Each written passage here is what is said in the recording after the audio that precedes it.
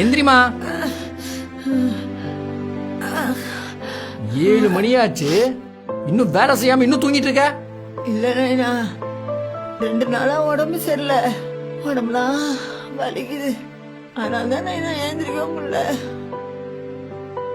அம்மா உடம்பு முன்ன மாதிரி இல்ல நைனா. இப்பவாச்சும் உங்க அம்மா பத்தி தெரிஞ்சுக்கோங்க.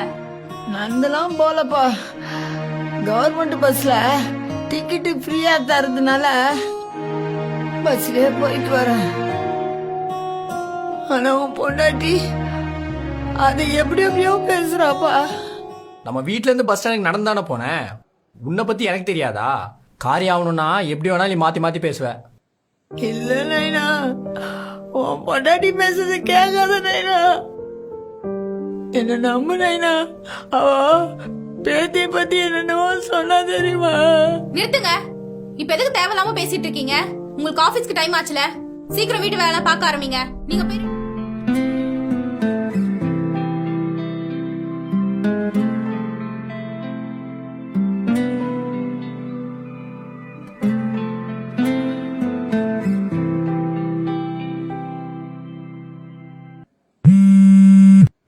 சொல்லு மீனா.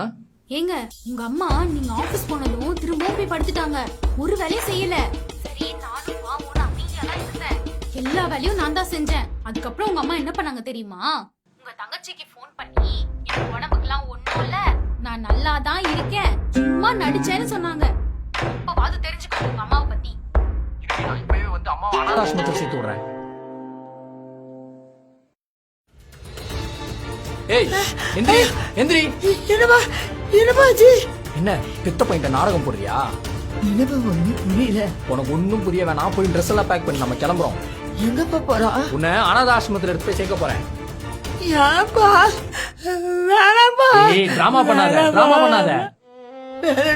5 மணிக்கே எழுந்து வீட்டுல இருக்கிற வேலையெல்லாம் பார்த்தனப்பா, நீ சொல்றதெல்லாம் கேக்குறப்பா. வேணும்னா உன் பொண்டாட்டி காலையும் உன் காலையும் விடுறா. நம்பாதீங்க, எல்லாமே நடிப்பு.